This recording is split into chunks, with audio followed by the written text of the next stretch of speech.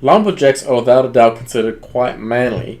And now we've even got a study here to prove it, okay? This study showed that men who are doing lumberjacking, lumber work, have a 55% surge testosterone, as opposed to soccer players who only have a 30% testosterone during soccer. It's an interesting thing though that in this decade, right, 2016, decade of the metrosexual and I guess now the hipster, something has come up which is called a lumbersexual. I guess when I think of lumberjacks, I think of guys like this, and this, and this, and this. On the other hand, lumbersexuals don't look much like lumberjacks, do they? Now, take a look at this guy, bro. I'm not saying he's ugly, certainly very attractive, but does he look like a macho man? I'd say he's closer to metrosexual or even gay than a lumberjack. But now, gentlemen, there's a new breed of urban man that has taken the world and style by storm. A pseudo-outdoorsy look that screams, I am a rugged son of a bitch and I've got a beard. The lumbersexual. Often characterized by flannel shirts, boots, denim, and of course, the obligatory beard. Now, there's a key point here, man.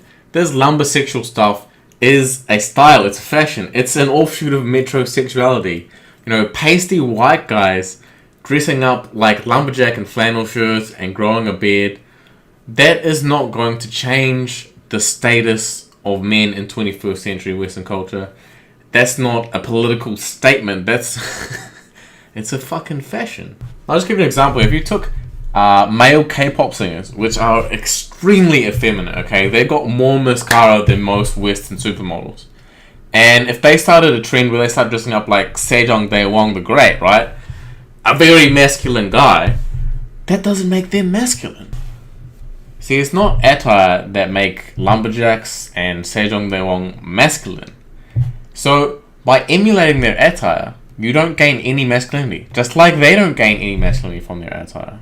Now look here, I'm not saying that if you want to dress like a lumberjack or you want to use moisturizer, that means you are not masculine, right? Because that's only part of who you are, okay?